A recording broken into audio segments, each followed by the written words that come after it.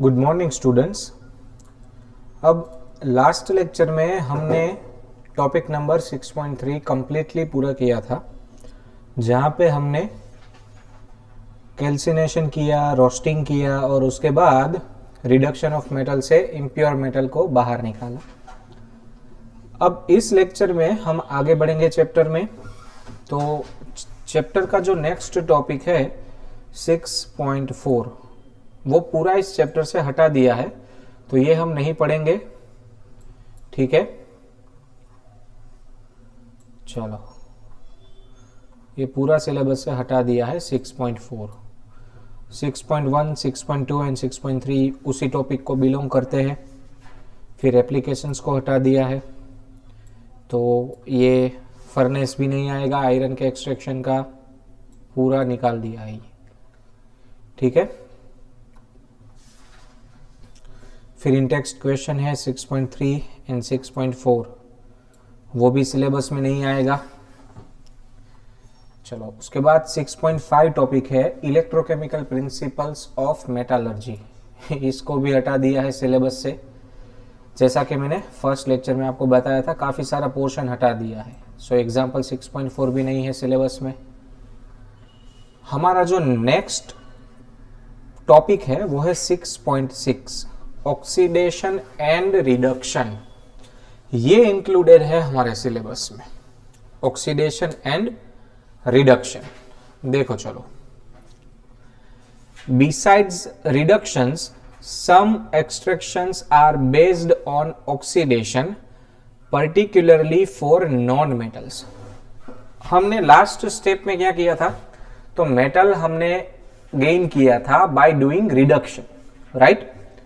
लेकिन कुछ एक नॉन मेटल ऐसे है जिसको एक्सट्रैक्ट करने के लिए, प्योर करने के लिए, प्यूरिफिकेशन के लिए हमें ऑक्सीडेशन भी करना होगा। A very common example for extraction based on the oxidation is the extraction of chlorine from brine। brine यानी कि concentrated या फिर saturated solution of NaCl, और क्लोरीन है वो सी वाटर में as a common salt NaCl के रूप में होता है, राइट। तो जब आप उसका इलेक्ट्रोलिसिस करते हो ब्राइन का, आपको क्लोरीन मिलता है। ये रिएक्शन आपको पता ही है, आपने ये रिएक्शन पढ़ा है चैप्टर 3 इलेक्ट्रोकेमिस्ट्री के अंदर। ओके, इस रिएक्शन के लिए डेल्टा जी है वो है 422 किलो जूल, यानी कि ये अपने आप नहीं हो सकती रिएक्शन, ये रिएक्शन अपने आप नहीं हो सकती। क्यों? डेल्टा जी उसके लिए नेगेटिव होना चाहिए। When it is converted to E, आपका पोटेंशियल आता है -2.2 वोल्ट, यानी कि naturally it will require a external EMF more than 2.2 volt, क्योंकि इसका ईएमएफ माइनस में है। तो अगर आपने 2.2 वोल्ट से ज्यादा इलेक्ट्रोमोटिव फोर्स उसको दिया, तभी आप इसको एक्सट्रैक्ट कर पाओगे, नेचुरली एक्सट्रैक्ट नहीं होगा। But the electrolysis requires excess potential to overcome some of the hindering reasons, जो आप चैप्टर 3 में पढ़े हो, जिसे ओवरलोड कहते हैं या फिर ओवर पोटेंशियल कहते हैं। Thus, Cl2 is obtained by electrolysis, giving out H2 and aqueous NaOH as a product. Okay? Electrolysis of molten NaCl also give you Cl minus, but in that case Na plus metal is produced, not NaOH। दोनों तरीके से आप Cl को oxidation reduction से ले सकते हो। As studied earlier, extraction of gold and silver involves leaching process with Cn minus। वहां पे भी हमने ऑक्सीडेशन किया था, Ag को Ag प्लस में कन्वर्ट किया था, Au को Au प्लस 1 में कन्वर्ट किया था, राइट। ये वो पूरा रिएक्शन वापस से आपको दिया है गोल्ड को लेके। देखो, ये लीचिंग में हमने लास्ट लेक्चर में पढ़ा था, 4m m के जगह अब Au आ गया है, तो ये रिएक्शन ऑलरेडी हो चुका है लीचिंग के अंदर, जहां पे zinc as a reducing agent काम करता है। ओके, तो ये था ऑक्सीडेशन और रिडक्शन, जहां पे दोनों चीजें आपने ऑलरेडी स्टडी की हुई है, वैसी यहां पे दी गई थी। ठीक है, उसके बाद हमारा जो नेक्स्ट टॉपिक है वो है simply refining.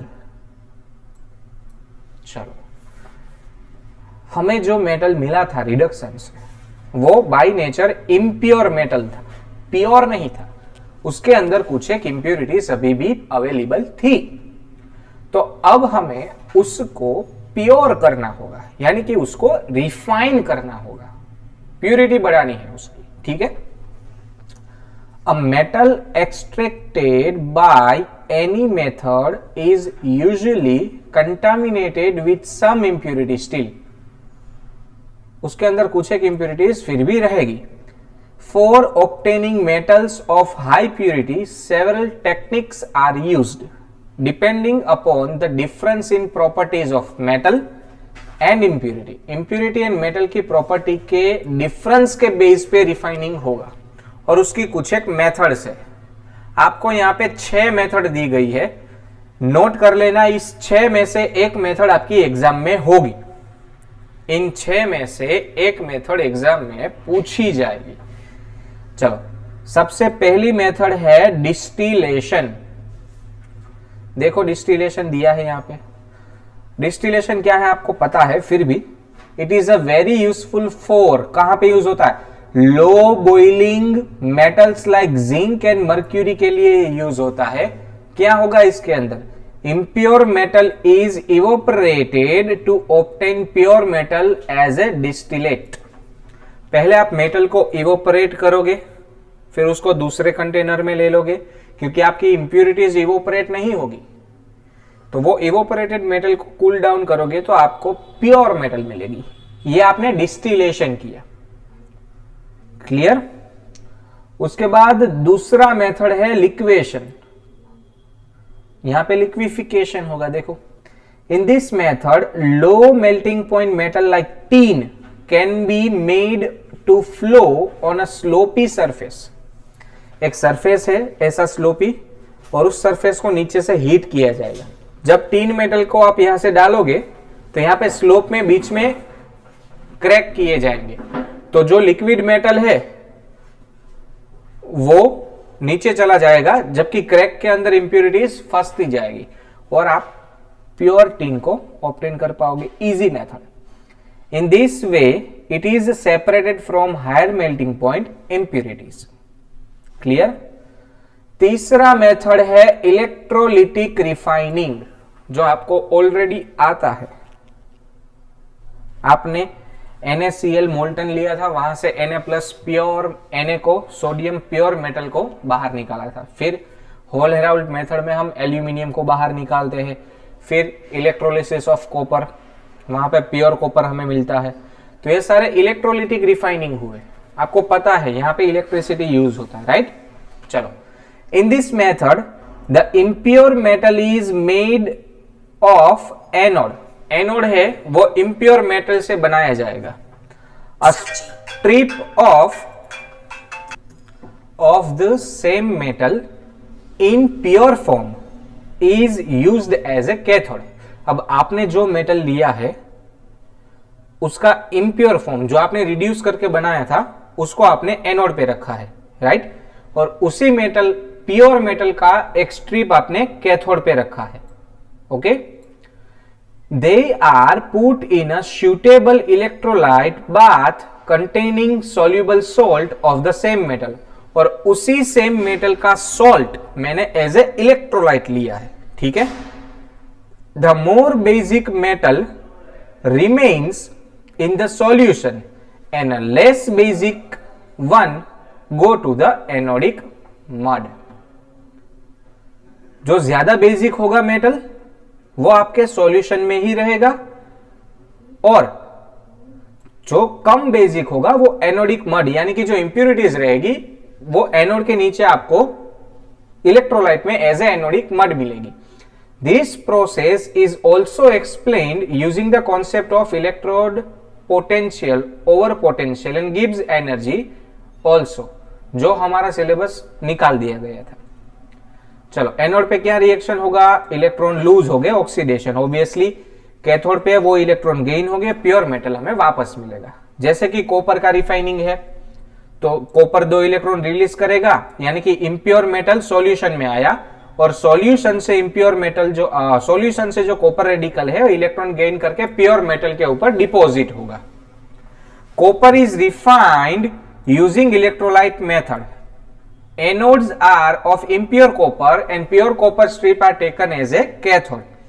The electrolyte is acidified solution of copper sulfate, and net result of the electrolysis is transfer of copper in pure form from anode to cathode. Okay, impurities की बात करते हैं। Impurities from blister copper यानी कि impure copper deposited as anodic mud which contains antimony, selenium, tellurium, silver, gold, platinum. Recovery of this element may meet cost of the refining. That's why copper बहुत ही सस्ता हो जाता है। Zinc may also be refined this way. और zinc को अगर आप distillation नहीं करना चाहते, आप इलेक्ट्रोलिसिस से भी जिंक को रिफाइन कर सकते हो। ठीक है, उसके बाद हमारा फोर्थ मेथड है जोन रिफाइनिंग। देखो ये एक जरूरी मेथड है, यहां पे भी मेल्टिंग पॉइंट का ही हम यूज करेंगे, लेकिन थोड़े डिफरेंट मेथड यूज करेंगे। यहां पे देखो, this method is based on the principal that the impurities are more soluble in the molten form than in the solid state of the metal.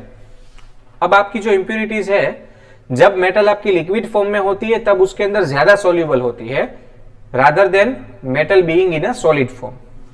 So a mobile heater यानी कि continuously rotate करता हुआ heater surrounding the rod of impure metal is fixed at its one end. उसके एक and पे मैंने impure metal का road लगा दिया है। The molten metal moves along with the heater which is moved forward. Heater जैसे जैसे आगे जाएगा, इम्प्योर जो मोल्टन जोन है वो भी आगे मूव करेगा। As heater moves forward, pure metal crystallize out of the melt and left behind the impurities pass on into the adjacent new molten zone created by movement of heaters. Heaters की movement की वजह से जैसे heater आगे जाएगा, पीछे जो metal है वो क्रिस्टलाइज हो जाएगा वापस से, और वो प्योर हो जाएगा, और जो इंप्यूरिटीज है वो वहां से निकल जाएगी। The process is repeated several times and heater is moved in the same direction again and again and impurities get concentrated at one end only. तो मेटल धीरे धीरे प्योर होता ही जाएगा। ठीक है, this end is cut off, और उस एंड को वहां से काट दिया जाएगा। This method is very useful for producing semiconductors and the metals of very high purity. यहां से आप 99.99% तक प्योर मेटल बना सकते हो जोन रिफाइनिंग से। जर्मेनियम है, सिलिकॉन है, बोरॉन, गैलियम, इंडियम, ऐसे मेटल्स को जोन रिफाइनिंग से प्योर किया जाता है। One of the important question for your exam. Another important question is vapor phase refining. यहां पे मेटल को एक कंपाउंड में कन्वर्ट किया जाएगा जो वेपराइज हो जाएगा, और उस कंपाउंड से मेटल को अलग किया जाएगा, इंप्योरिटीज निकल जाएगी। सिंपल। देखो, in this method metal is converted into a volatile compound. बोला ना मैंने, ऐसा कंपाउंड बनाओगे जो वेपराइज हो जाएगा, which is collected and deposited to give pure metal. So दो रिक्वायरमेंट होगी। Metal should form volatile compound, ऐसी मेटल होनी चाहिए जिसका कंपाउंड वोलेटाइल हो, और volatile compound should be easily decomposable, यानी कि जो वोलेटाइल कंपाउंड है वो इजीली तोड़ा जा सके और उसमें से मेटल वापस मिले।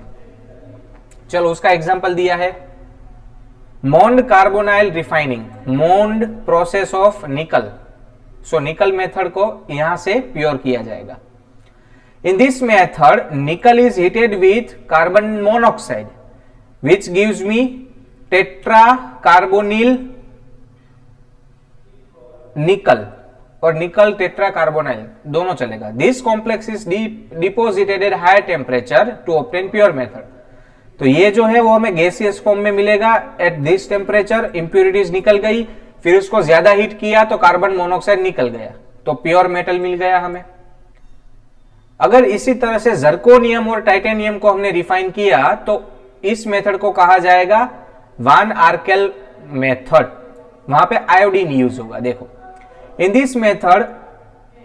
this method is very useful for removing all the oxygen and nitrogen present in the form of impurity in certain metals like zirconium and titanium. The crude metal यानी कि impure metal is heated in the evacuated vessel with iodine, and metal iodide है वो ज्यादा covalent है और volatile हो जाएगा, यानी कि जर्कोनियम ने आयोडीन के साथ ZnI4 बनाया जो वोलेटाइल है, उड़ जाएगा, इंप्यूरिटीज वहीं के वहीं रह जाएगी, और फिर ZrI4 को वापस से हीट करके उसमें से जर्कोनियम को मैं बाहर निकाल लूंगा। The metal iodide is decomposed on a tungsten filament, याद रखना, इलेक्ट्रिकली हीटेड अबाउट 1800 केल्विन, हमें वापस से प्योर मेटल मिलेगा ऑन द फिलामेंट। याद रखना ये मेथड, दोनों एक दूसरे के रिवर्स रिएक्शन। लास्ट मेथड हमारा है क्रोमेटोग्राफिक मेथड्स, और इसके बारे में हमने 11th में 12th चैप्टर जो था 11th का, वहां पे पढ़े थे। कॉलम क्रोमेटोग्राफी था, पेपर क्रोमेटोग्राफी था। Column chromatography is very useful for purification of the elements which are available in minute quantities, बहुत ही कम क्वांटिटी में होने वाली मेटल्स को क्रोमेटोग्राफी से अलग किया जाता है, ठीक है। The impurities are not very different in chemical properties from the element to be purified, और जिस impurities की chemical properties बहुत different नहीं है उसको इस तरह से प्योर किया जाता है। उसके बाद का जो हमारा टॉपिक है वो है use of aluminium, copper and zinc and iron, और उसको सिलेबस से निकाल दिया है। तो यहां पे आपका 6th चैप्टर 3 लेक्चर में कंप्लीट होता है। मैंने पहले ही बोला था काफी सारे टॉपिक्स निकाल दिए हैं। और अब एक्सरसाइज की हम बात करते हैं। चलो एक्सरसाइज भी सॉल्व कर लेते हैं। मैं आपको बता देता हूं कौन से क्वेश्चन निकाल दिए। Copper can be extracted by hydrometallurgy but not zinc. Hydrometallurgy से कॉपर को एक्सट्रैक्ट किया जाता है लेकिन जिंक को क्यों नहीं किया जाता।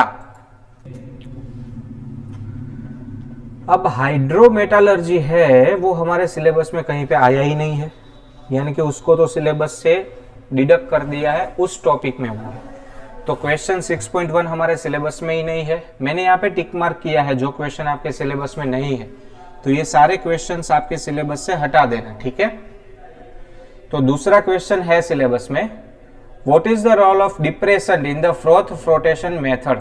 चलो उसका आंसर मैं आपको टिक मार्क करवा देता हूं। फ्रोथ फ्लोटेशन मेथड में देखो यहां पे होगा, टिक मार्क कर लेना, ठीक है।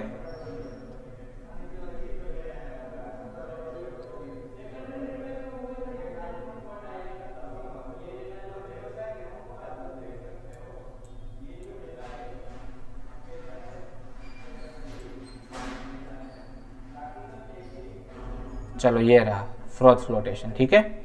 यहां पे देखो ये जो पैराग्राफ है, ये पैराग्राफ आपको सेकंड क्वेश्चन का आंसर देता है, जहां पे आपने NaCN को एज ए डिप्रेसेंट यूज किया था, ठीक है। तो ये दूसरा क्वेश्चन का आंसर हो गया। चलो after that question number 3 syllabus में नहीं है। 4th अभी पढ़ा zone refining and column chromatography, आपको 11th से लिखना है, 11th की टेक्स्ट बुक से, ठीक है। फिर 6.6 name the common elements present in the anode mud, तो वो अभी हमने कॉपर रिफाइन किया तभी आया था, राइट। कॉपर के रिफाइनिंग में ही आया था कौन से मेटल वहां पे एनोडिक मड में होते हैं। ये रहा, मैंने टिक मार्क भी करवाया। पेज नंबर 164 पे है answer, antimony, selenium, tellurium, silver, gold, platinum, okay. चलो ये 6th क्वेश्चन का आंसर था एक्चुअली। 7, 8, 9 निकाल दिए हैं। Question number 10, which method of refining may be more suitable if element is obtain in a minute quantity. Come quantity में है तो क्रोमेटोग्राफी यूज करोगे, right. 11th, which method of refining will you suggest for the element in which impurity present have chemical property close to the property that of the element? तो वो भी chromatography से ही अलग होगा. Describe the method for refining निकल. तो मोन carbonyl method आया था अभी अभी रिफाइनिंग में, ये रहा, यहां से लेके यहां तक 6.3 तक. ठीक है, चलो. After that, how can you separate alumina from silica in a bauxite ore associated with the silica? Give questions if any. Equation देनी है अगर है कोई तो हमने बेयर्स मेथड पढ़ा था लास्ट लेक्चर में. आपको मैं याद करवा दूं अगर भूल गए हो तो. ये रहा लीचिंग, वहां पे लीचिंग ऑफ एल्यूमिना था फ्रॉम बॉक्साइट, उसके अंदर था ये आंसर. ठीक है, चलो देखो. तो लीचिंग आपको लिखना है यहाँ पे आंसर में, ओके, और इक्वेशंस भी लिखनी है.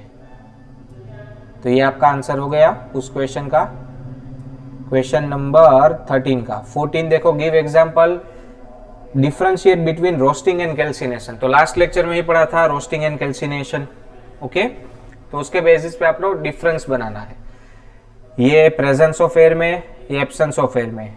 यहाँ पे सल्फर डाइऑक्साइड बनेगा, यहाँ पे कार्बन डाइऑक्साइड. ये नॉन वोलेटाइल इनसॉल्युबल के लिए है, ये वोलेटाइल और सॉल्युबल के लिए है. हो गया डिफरेंट. फिर 15 से लेके 23 तक सारे क्वेश्चन सिलेबस से हटा दिए गए हैं. क्वेश्चन नंबर 24 देखो. Name the process for which chlorine is obtain as a by product. क्या था वो प्रोसेस? What will happen if the aqueous solution of NaCl is subjected to electrolyte? Oxidation reduction में आया था ना, आपने जब NaOH की प्रिपरेशन की थी तब आपको chlorine as a by product मिलता था, right? Saturated solution of NaCl brine को यूज करके. तो ये अभी आंसर आएगा, आज के लेक्चर में ही हम पढ़े हैं इसको. फिर question number 26, outline the principle of refining the metals by following method. तो ये तीनों मेथड आपको आगे देख के पूरा लिखना है. Electrolytic refining, zone refining and vapour phase refining. तो यहाँ पे आपका 6th चैप्टर कंप्लीट होता है. ठीक है, नेक्स्ट लेक्चर में हम नया चैप्टर स्टार्ट करेंगे. चलो, थैंक यू सो मच.